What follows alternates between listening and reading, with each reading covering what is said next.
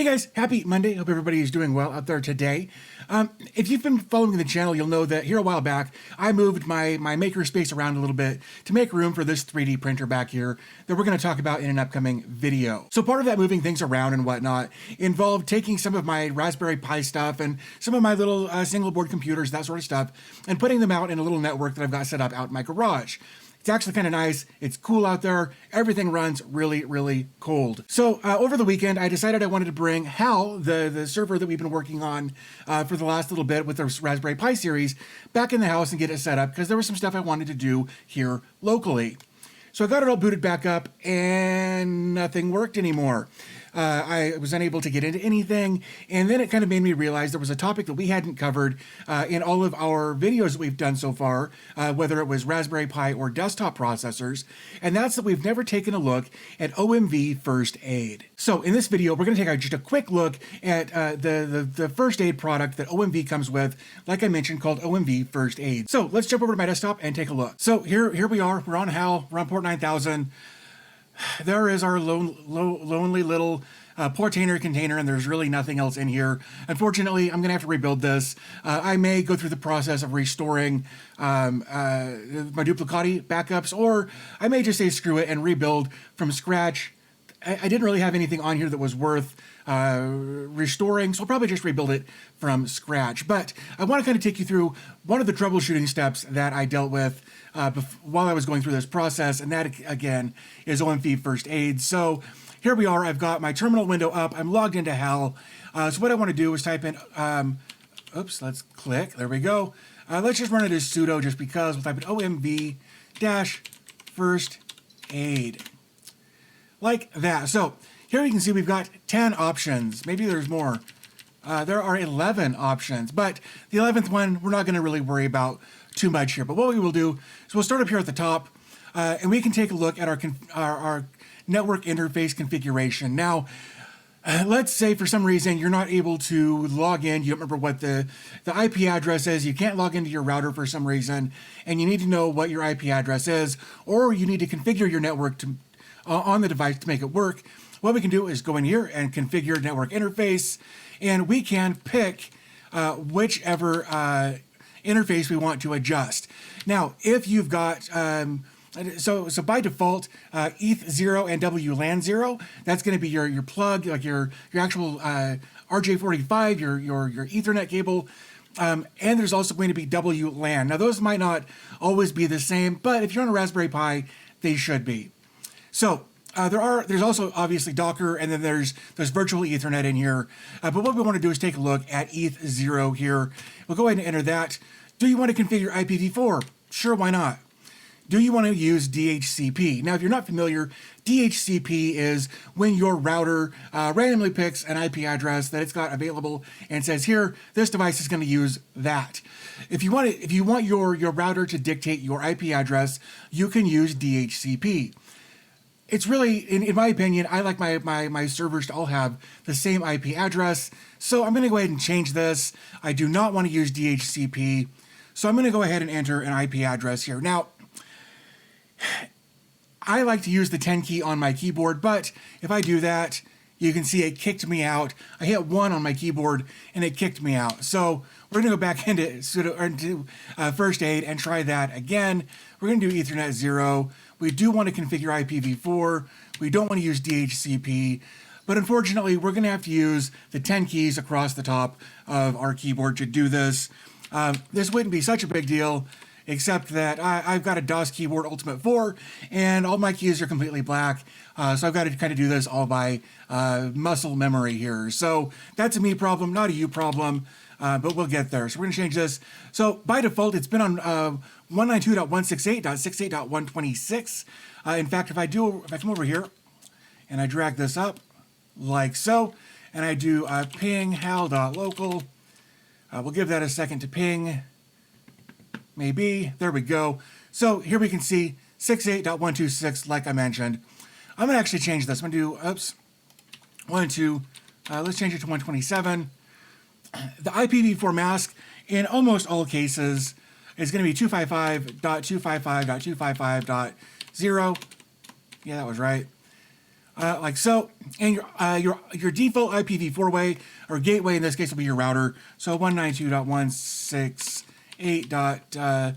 In my case, 68.1.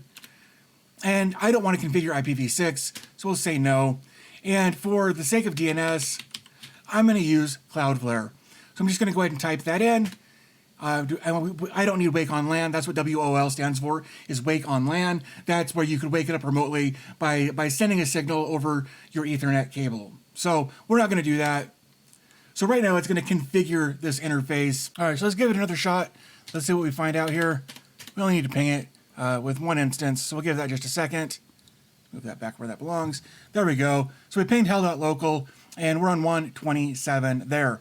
Now, what's nice about this is because I'm using a local domain, my IP or the way I access Portainer and OpenMediaVault, that kind of stuff, won't change because I do it on hell.local. But I could 27 and then port 81, and there we go. That's going to give us the exact same thing. In fact, just because, let's do 9,000, and let's log in. Like that. Here's our one container setting all by itself. So that's how we can use OMV Firstaid to change our network configuration. So what's nice about this is you should be able to configure both your wired and your wireless network using this method. So network administration is a huge key point of OMV Firstaid. Okay, so back here at our Firstaid dashboard here, the next thing we've got on our list, let me close that, is configuring the web control panel. By default, it's going to be on port 80. When I installed it, I moved it to port 81 so that we could have Nginx Proxy Manager run on port 80. So if we need to, I've actually had this happen where my dashboard was just inaccessible, couldn't access it, couldn't get to it, couldn't figure it out. So what I did was I came in here, went to web control panel.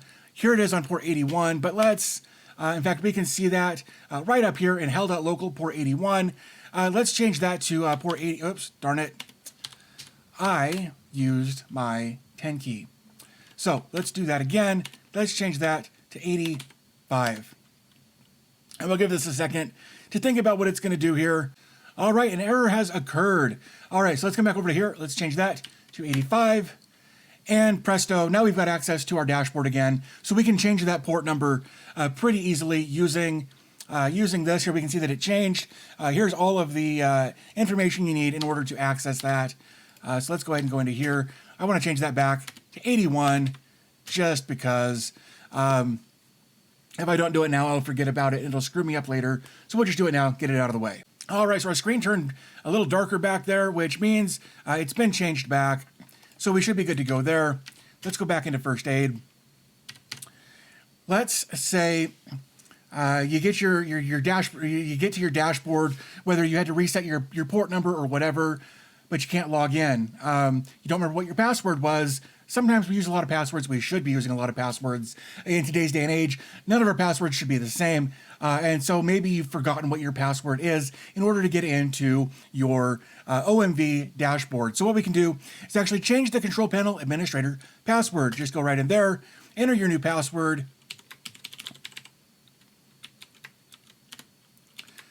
We're going to enter it again, like so. Password's been successfully changed. I didn't actually change it. I don't want to change it, but that's how you can do that. Pretty simple stuff. Great way in case you forget how to get in. There are a lot of great resources. If I get my English correct, there are a lot of great resources in here to help you regain access to your dashboard, whether it's port numbers, passwords, whatever the case may be. If you manage to use the wrong password too many times and it locks you out, you can reset the failed login attempt counter. There are no banned users or anything like that, but if there were, it would reset all of that back to 0. So good stuff there. Restore configuration backup. There are none, but if there were, let's say you got it all set up the way you wanted to, ran a backup, you could restore that later if you needed to. We can check the configuration status file, so let's do that. It's valid. Good enough for me, I suppose. So let's go to our next option here. Check the RRD database. I don't know what that is for, but it's going to check all those files. Let's find out what the RRD database is OMV. Okay, so it looks like it is just a buffer database to help reduce network latency, bandwidth, temperatures, CPU load, that sort of thing. So that's good. At least that seems to be working. Glad to see that. Oops, let's click. There we go. Clear local update package repository. Okay, so that's going to go ahead and do that. Let's see what it says when it's done. Okay, so that apparently cleared that up. So it looks like that's just going to clean old stuff off the system. That was kind of what I was figuring, but that's what it looks like to me. Looks like we've also got a clean APT. We've got a clear web panel cache. Caching happens in browsers sometimes, and settings won't change sometimes. So you may want to clear your web panel control or your web control panel cache. Simple enough, just with that little command there. And then you can submit a diagnostic report to the administrator if you wanted to do that. So I know that some of this stuff wasn't terribly useful in day-to-day activities, but being able to change your IP address, your port number, reset your password, these are all great ways to get back into your system if you've forgotten how to access, where to access, or what your password is. You can log in as long as you remember your SSH stuff. You can get in here, set this to stuff that you'll know, and be able to get back into your dashboard. So I know this is kind of a different video than we normally do here, but I thought it was worth jumping into, taking a look at, just in case you ever get locked out of your system or out of your dashboard anyway. This is a great way to be able to get yourself back in without any issues. So hopefully you found this video helpful. If you did, do me a favor, give it a thumbs up. It would help me out a bunch. I want to give a big shout out to people that made this video possible. Canikit sent over the 8 gig Raspberry Pi. Argon 40 sent me the M.2 case. Sabrent sent me an M.2 drive and an Enclosure. So big shout out to them. Also, my patrons, thank you guys for helping month after month. 2020 has been crazy, and you guys have stepped up and helped me out. I really do appreciate that. If you want to become a patron, I will have a link to that in the description. Also, I do have channel memberships enabled now. I do have one channel member. Thank you to that person. If you want to become a channel member, there's a link right below this video where you can check that out as well. But if not, that's fine too. If you can't, you don't want to, whatever doesn't fit your what you're doing right now, that is absolutely fine. Watching the videos is also a huge help to me as well. So thank you for watching. But with all that said, I'm going to go ahead and wrap things up here. As always, thanks for your time. I always appreciate your support, and I'll talk to you in the next video.